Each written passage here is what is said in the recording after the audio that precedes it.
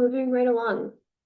We've had some experience at this point working with one-star dogs, and now we're going to start to delve into the depths of some of the things that you might see with two-star dogs. So looking into behavior patterns that are common in any shelter environment, but particularly MHS. As always, let's just go through a handler level overview. It might have been a minute since you've looked at the slides from the one-star presentation. At MHS, we have 4 levels of dogs, so 1 through 4 stars. And star level is assessed by a senior staff member initially at intake, but can also be updated or changed as we learn more about that animal in care. One-star dogs you've been working with for a minute. These are our easygoing guys for the most part. So they are very affiliative with people. They keep their paws on the ground for most of their interactions with people. Soft body, low FAS in the presence of humans and dogs. Two-star dogs are what we're really going to be digging into today. These guys are still affiliative with people. They might be a little bit shy around all people, but they're at least warming up to one person and they are spending about 10 seconds or more in close proximity to that person. When they are uncomfortable with a person, they're very, very clear in their communication. So we're seeing clear body language signals. We're seeing clear warning signs to stop touching that dog. They may jump up or mouth at clothing or the leash if they're getting frustrated, but these behaviors are easily redirected with food and toys and some training games that we'll look at today. And a little bit of an FAS increase, so maybe up to 3 with like things like putting their harness on. So we want to make sure that we're being as careful and calm as possible. These guys might also have some dog reactivity, and we're going to talk through strategies for handling that. With two-star dogs, and really with one-star dogs as well. Modifying factors include the size of the dog and any information we know about their home history that might not have been easily observable so far in the shelter. So you will see from time to time like behaviorally easy dogs that are two-star because they are 90 pounds or something like that. So that they can wiggle a little bit. But that size piece is a factor because it takes time to kind of learn and get really confident with handling larger animals. Three-star dogs are behaviorally equivalent to 1 or 2-star dogs. The only difference is that they cannot be walked by volunteers for a reason. So it's not a behavior reason, but it might be that their rabies vaccine status is expired. Um, they may have a medical piece that we just want to look into and make sure we have a handle on before we open them up to volunteers. There may be any number of reasons why, but they are behaviorally relatively easy. They're, matching 1 or 2-star behavior. So we set this up so that our newer staff are still able to handle these dogs. We're just keeping them off of the volunteer roster for right now. And then 4-star dogs are dogs that require a little bit of extra support. So these are guys that are not showing a lot of affiliation towards people. They're avoidant or maybe even signaling aggression towards at least one person. And I mean that like at least one person. If one person is having a scary situation with an animal, best practice is to kind of move that up to 4 stars until we really have an idea of what's going on with that, rather than just like letting people that he's fine with interact with him.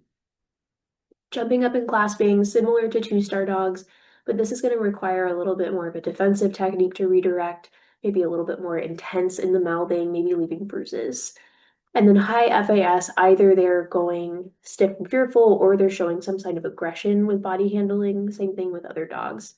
These are dogs that volunteers do not handle and staff only handle once they've hit a few different tiers in their training.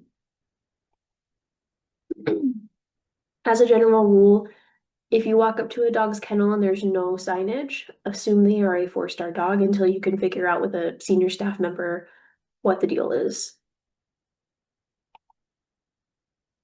And then we also have this kind of overarching category called do not handle. So this is relatively rare in our shelter, but occasionally we do have to house animals that are not safe to handle. And these guys will be on a very specific handling plan with very specific handlers. So just because you're cleared for a 4-star dog as a staff member does not mean that you are automatically cleared to handle all D and H dogs. You need explicit permission from senior staff and You need to know what you're doing. So that we can be extra clear, this applies to do not handle dogs, but really any time that I'm talking about handling a dog, whether they're 1 star or 4 star, handle means any form of engagement with that animal in free or partial protected contact.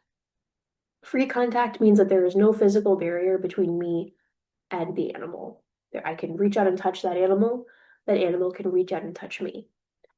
Partial protected contact means that there is some level of restraint, but I can still touch that animal if I try really hard. So this would be something where like we're introducing 2 dogs on leashes, where they still have leashes.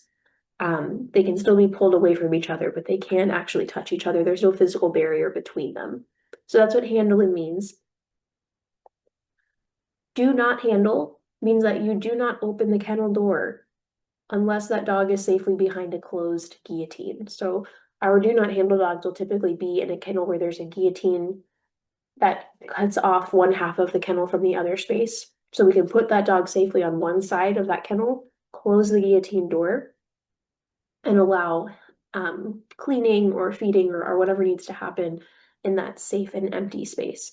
So again, do not handle means that we are not touching that animal. We're not putting ourselves in a position where we can touch the animal or the animal can touch us. So we've done a considerable amount of training at this point, and you've also had a considerable amount of hours of hands-on practice with these animals. We're getting ready to move into slightly more difficult dogs. If you're a volunteer, your next step after this training is going to be to work with a mentor. If you're a staff member, you'll be checking in with a senior canine staffer to do your skills check. And for volunteers, this is the level that we train up to. You can certainly continue to take optional trainings, and I will make a few of those available as as they become available. But you're done with your required training after you do your 2-star mentor sessions.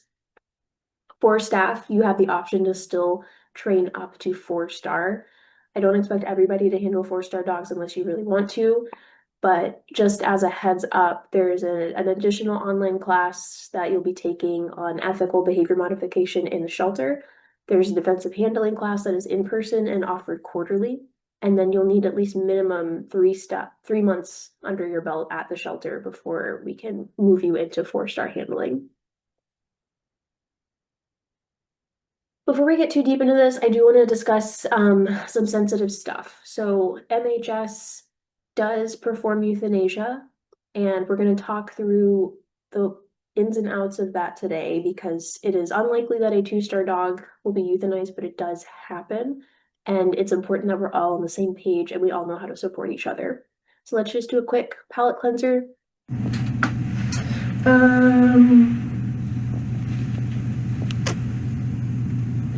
I think I got the biscuits.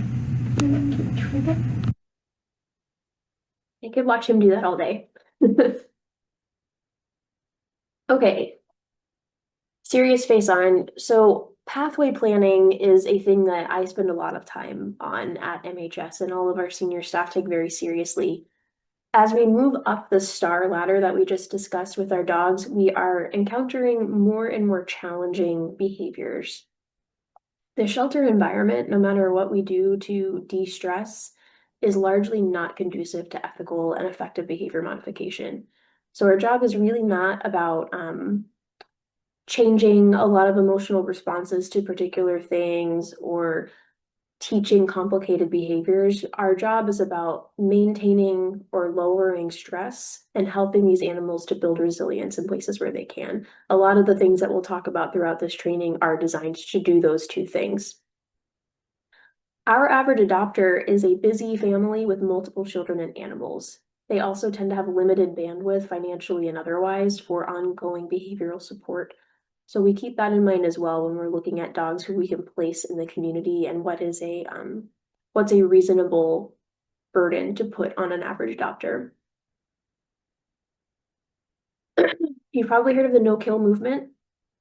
This is something that kind of swept nationwide shelters beginning in the 80s, possibly a little bit earlier than that, but seems like the 80s is kind of when it really started to become a thing.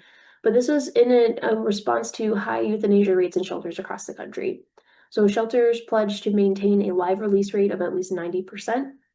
in order to maintain their label no kill. So this was a great approach. It was a great response to a growing welfare problem at the time, and it saved a lot of lives. It also had the consequence of having shelters focus on arbitrary numbers and leading them towards perverse incentives. So a shelter might be more likely to place an animal that is potentially dangerous because they want to keep their no-kill label instead of doing their best thing for that community. It also has led to shelters essentially like warehousing animals, where they have an animal that they can't adopt out. It's not safe to adopt out, but they can't euthanize humanely. So they just keep the animal in care and their mental state continues to deteriorate. In addition, shelters that aren't able to meet that number for whatever reason are vilified and they actually become less attractive to donors. So over time, the cycle kind of continues, and shelters that are not meeting that 90% number get less and less support from their community, from donors in this field over time.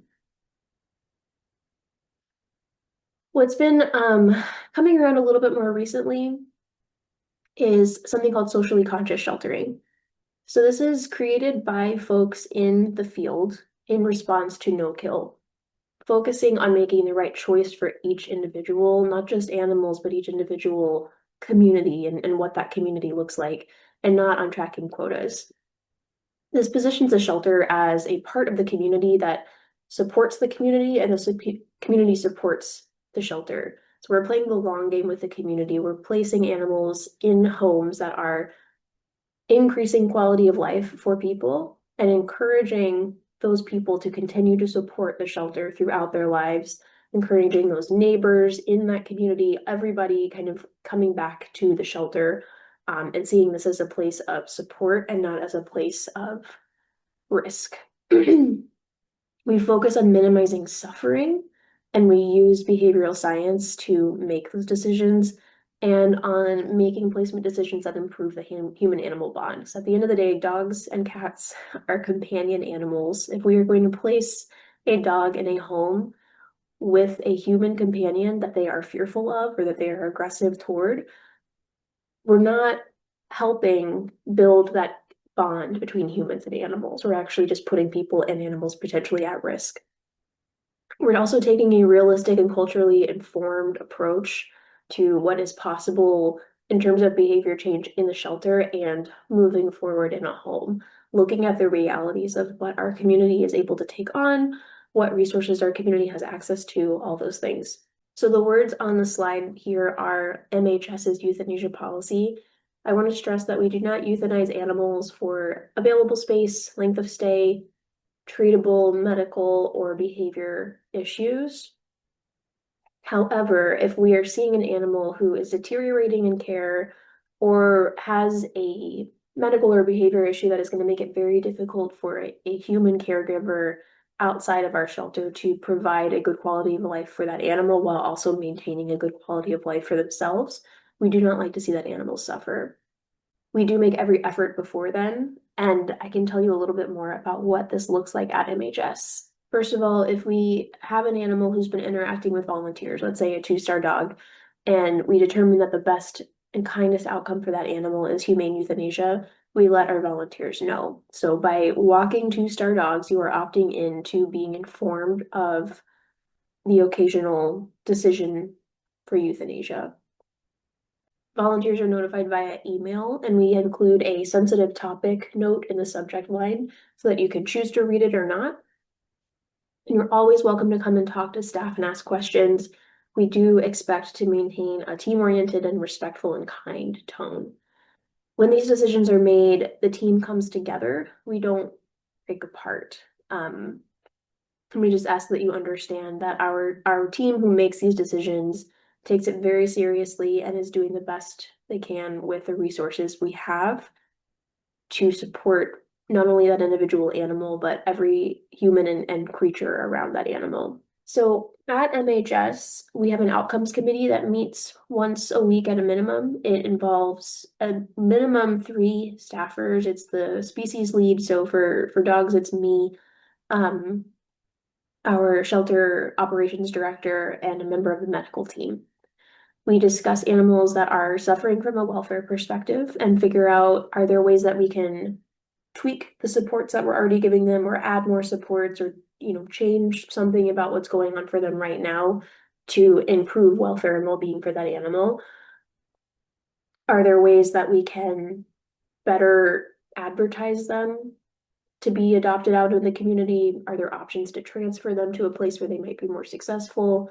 Or is it kindest at this point to move forward with euthanasia? These decisions are communicated to staff with transparency and radical candor.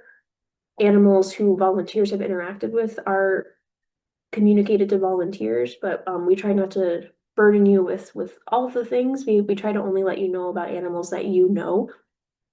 And we keep an open door policy, not just me, but other members of our outcomes committee for good faith conversations. So when it's appropriate, we'll give you an opportunity to say goodbye to that animal. Sometimes it is not appropriate to do so, and we just ask that you trust us in that. So grief is really hard. This is a hard job. It's a hard place to volunteer, and if you're volunteering here, if you're a staffer, you've got a special sauce to you that had you find this place and had you want to stay. So it is relatively rare, once again, that a 1 or a 2-star dog will be euthanized, but it does happen. Things happen. We err on the side of over communicating because I do not like for folks to assume something happened and then spiral. I like to be able to give you as much information as I can at the beginning. If you need to take a break, take a break. From volunteering, let Carrie know, or whoever is, managing the volunteer walk list. Take a break, take time for yourself. If you're a staff person, work with your manager and take a little bit of time off. This is an emotionally challenging place, and we do everything we can to support each other. I will say unkind behavior towards your colleagues is not acceptable at MHS. And this can be grounds for dismissal. Again, feel your feelings, but maintain that kindness and that compassion for your fellow staffers and your fellow volunteers. Okay, so switching gears here, we're going to move into the practical piece of walking 2-star dogs. A lot of this will be review from 1 star, but we're going to go over it again. Might be a minute since you've looked at those slides. So we want to have proper attire, sturdy shoes, preferably shoes that lace up, durable pants, especially for our 2-star dogs when we get into the jumpy, mouthy section.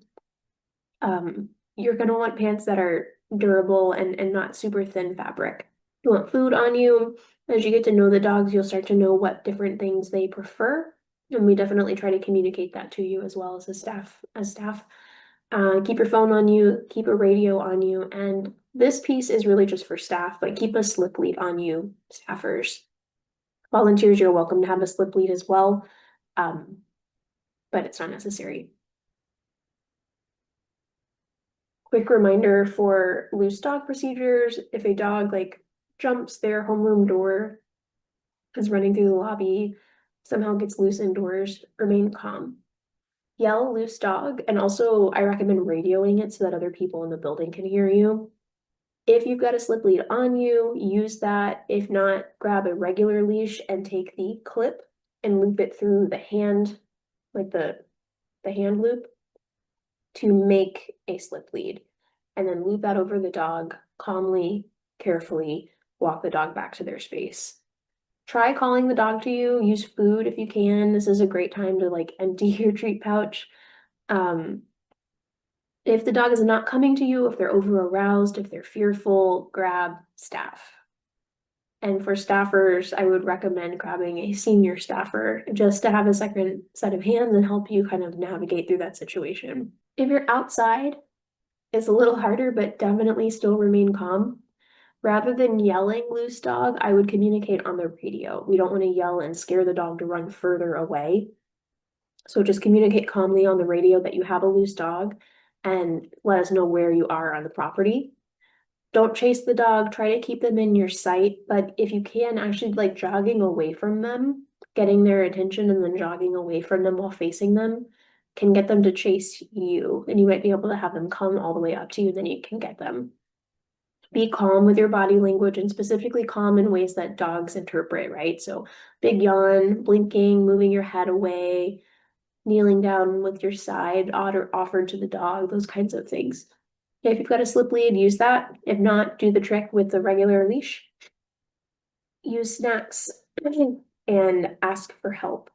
I would recommend ask for help early.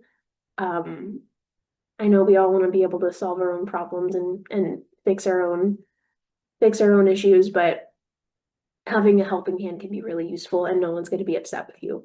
Another piece to be aware of is that MHS has 2 kits on the property that have emergency tools in them in the event of a dog fight or if a dog were to bite and latch onto a person.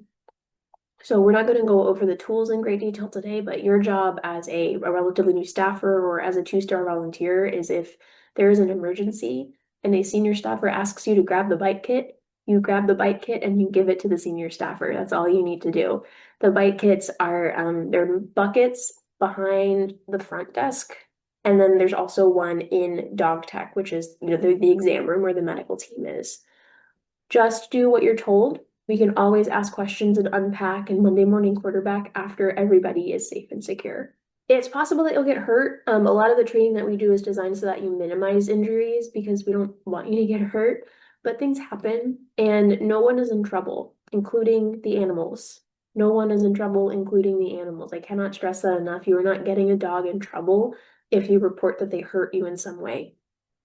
No matter how minor, we need to be aware of the injury because we need to be able to help that animal with whatever welfare deficit they're experiencing that caused the injury to happen. Maybe they're really stressed and they were jumping up on you and panting with wide dilated pupils, and then they scratched you while doing that.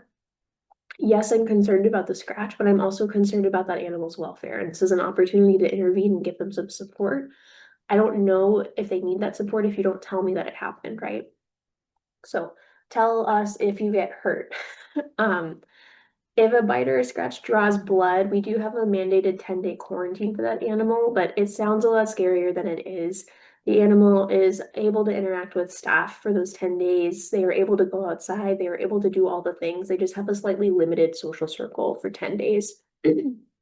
So please don't, it's not a punishment. It's a state requirement. And it's important that we follow our state laws. It's also important that we do all the things that we need to do to keep you safe and that we're recording those kinds of injuries and we're also making sure that we are supporting those animals. A few more reminder videos. Leash grip, we've talked about this before. Proper leash grip is essential for keeping dog handlers safe and in control of the dog they are working with. Improperly holding the leash can lead to injury, including injury to your hand, being trapped by the leash, or being pulled by the dog and unable to let go. Because of these safety concerns, you should never wrap the leash around your hand or wrap the loop around your wrist. The end loop on a leash is for your thumb. Once the thumb is through, grasp the loop and pull any slack by folding it like an accordion into your grip. This allows for the slack to be easily dropped if needed, or the leash to be released in cases of emergency. The chances are you've seen that before and you've been able to practice that a little bit.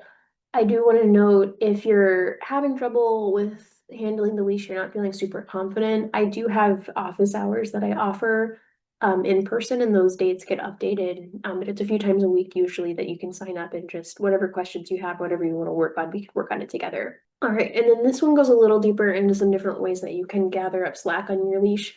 I particularly like to work with a long line. I like to have a lot of options when I'm handling an animal. Most of the time, if you're working with a regular 6-foot leash, you're not really going to need to gather it up a bunch. But this is just an FYI for gathering the leash in a clean and safe way. So you've already learned about the accordion grip, and I'm going to show you a couple of ways to hold your leash so that you're even more secure.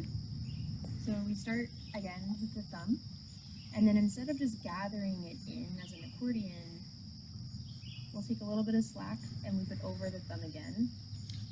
Close all your fingers over that loop, out again, close it again. So every time we're releasing from that thumb loop.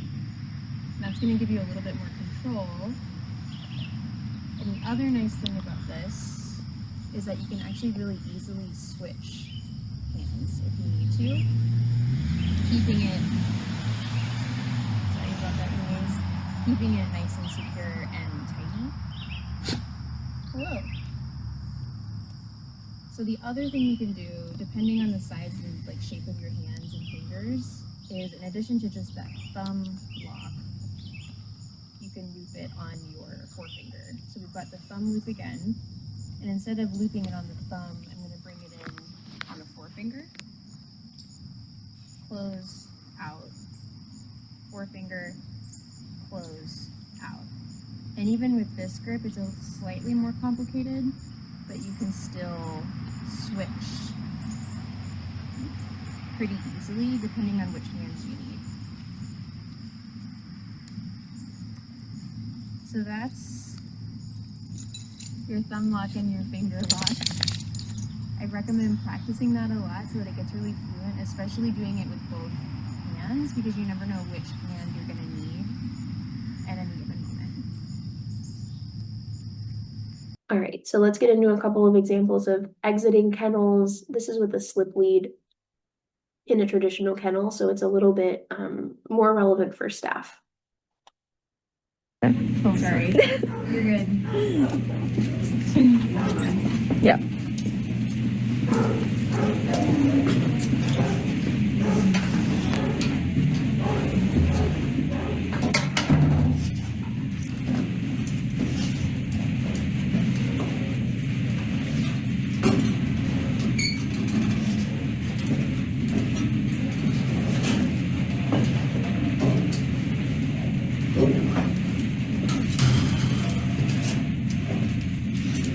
Thank you.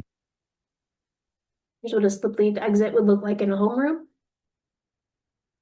You're good anytime.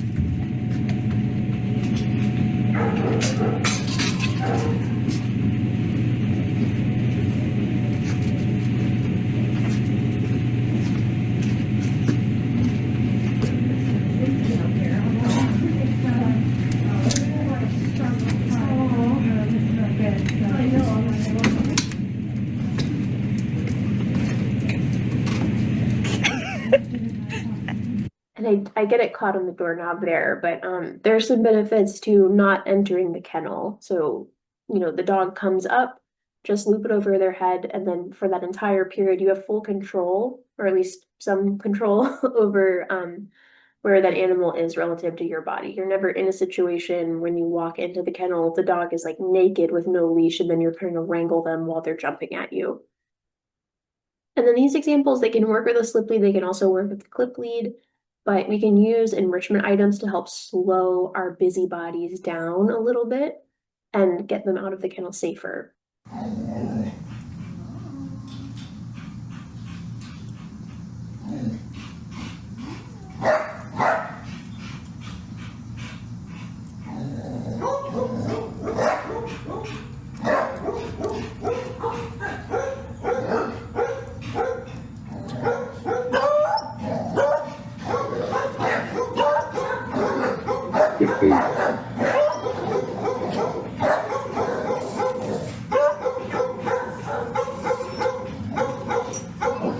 I forgot to mention too, so this is obviously a different facility than MHS, but the doors are very similar to our traditional kennels that are stray haul.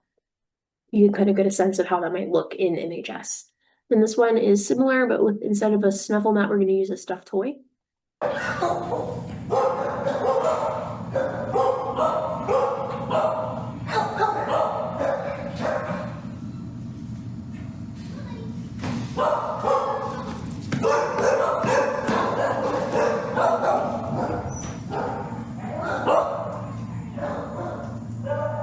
And we haven't talked about harnesses yet.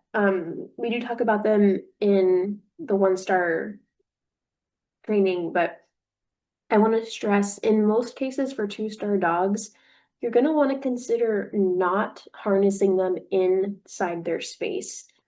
It's a lot, especially for our jumpy mouthy guys, to be able to like maintain good boy behavior, good girl behavior while you're trying to like hover over them and get their harness on them. So that's why a lot of these these example exits are not with the harness. What I would recommend you do instead is take the harness with you. Maybe you can like clip it to your bait bag or something. Get the dog on a leash and collar, move to a bigger space where they have some room to get their wiggles out. And then once they've had a little bit of time in Fenway Bark, in the large visiting room perhaps, then start to put their harness on them in a calmer state. These are the two harnesses that we primarily use at MHS. This is the Easy Walk harness, and then this one has a few different names. I've always learned it as the 3-in-1 harness, although I don't really know why it's called that. But I call it the 3-in-1. And again, just avoid putting a harness on the dog in their space. Sometimes it's not avoidable, but it's usually going to be better for everybody involved and limiting the stress and cortisol spikes for the animal, but also limiting risk of injury to you. If you get them to a second location, let them get some wiggles out and then put their harness on. And this one, you've seen this before, but just for the good of the order, we'll play it again. There's a third harness that we discuss in this video that's not actually relevant to our shelter. We almost never use them. I'm going to include it just so you can see what a third kind looks like in case we ever do get more of these. Hi. So this is my boy Gus. Do you want to say hi? And we are going to go through the different harnesses we use at the shelter today. So as you already know, we always try to walk, especially our big pups, with harnesses if we leave the property. So we're going to go through the three main ones that we use, and Gus is going to keep shaking my hand. One of the easiest ones to get used to, oh my goodness, is the Easy Walk. And this one is nice because it's actually very easy to fit. It's got two loops. This is what it looks like when it's all unclipped. And all of them have two colors. So you'll see most of it is black, and then there's a different color shorter strap. If you follow the black line, this is going to be the loop that Gus's head goes through. And then this goes under his belly, kind of across, under his little like doggy armpits. This loop is always going to face the front. So if I'm holding it here, and Gus doesn't care, but just so you can see, something to do if you're working with a dog you don't know very well is to give them the treat while you're putting it on them. So I'm going to put the loop over his head while I give him the treat. He's a very good boy. And then this loop right here is going to clip under here. Thank you so much. And then right here. Whoop. So then you've got the little loop right here, and you can actually clip it. We were going on a leash walk. We clip the harness to the collar, and that gives us a lot of control over him from pulling against us. It also gives us a ton of control over where he's looking. So if he's really fixating on something scary, we can help him get back on track. So that's the Easy Walk. The other nice thing that I like about it is if he is extremely fearful of stuff going over his head, you can actually unclip both. So, for example,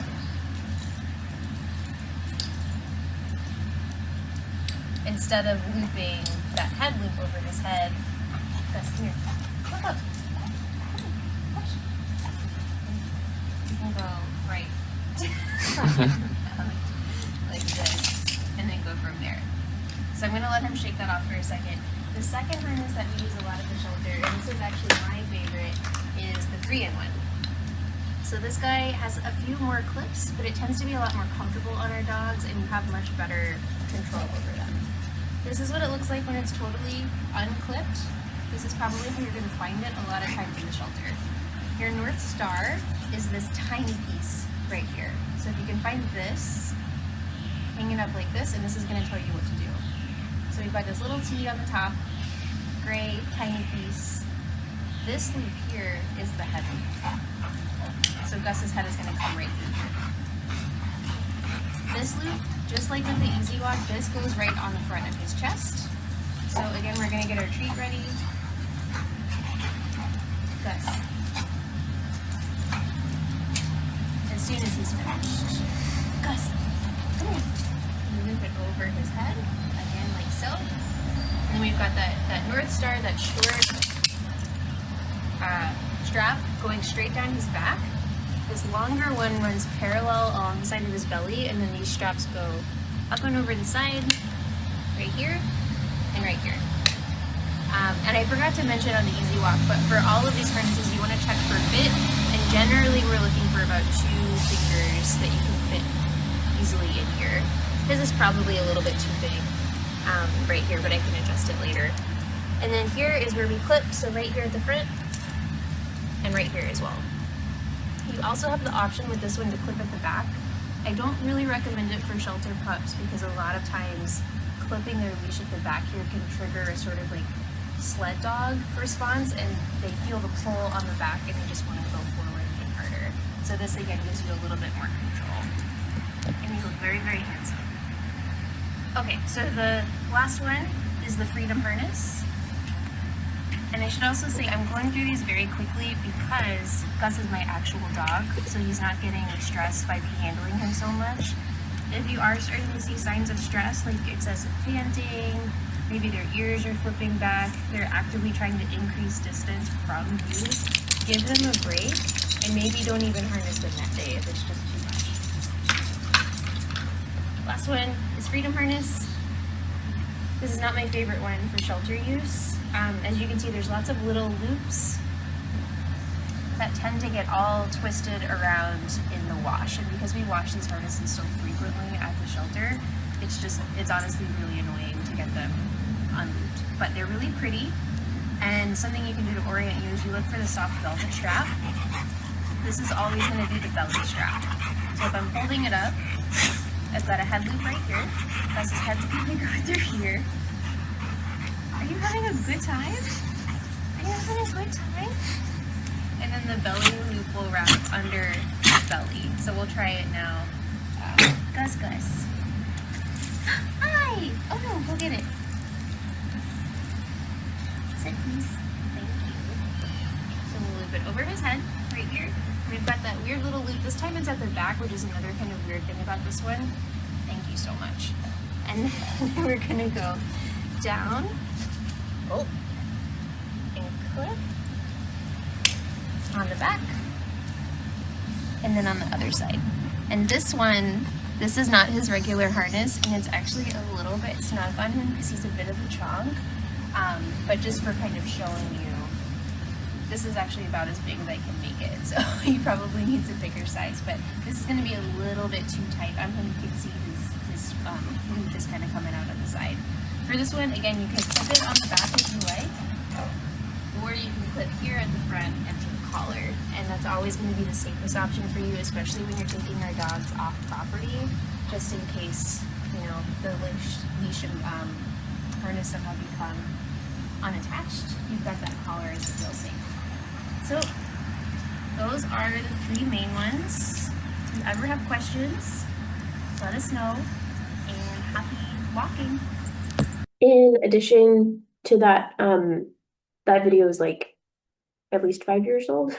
But one thing that I wish I would have said at that point, that I'll say for you now, is for the harnesses that have the front and back clip, what can be really helpful for our big dogs, our dogs that have a lot of energy, or strong guys, is to actually use 2 leashes. So put one leash that is clipped to the front clip of the harness and to the collar, and then the other leash to the back. And then you have multiple points of contact where you can support that animal.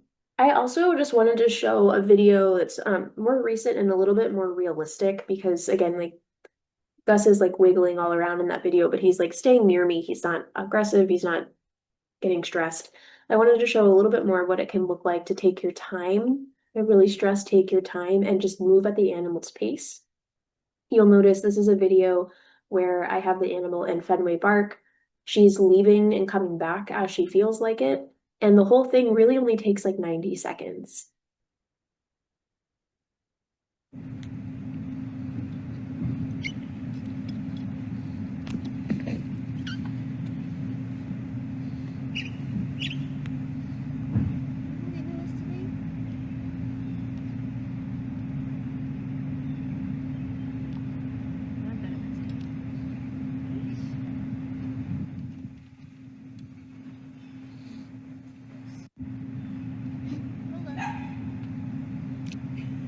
can edit it, it's okay.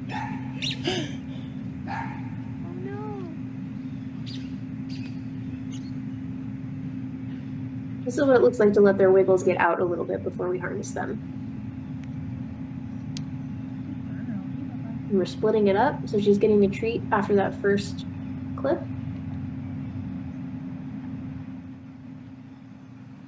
And she gets additional treats while I get that second clip on her.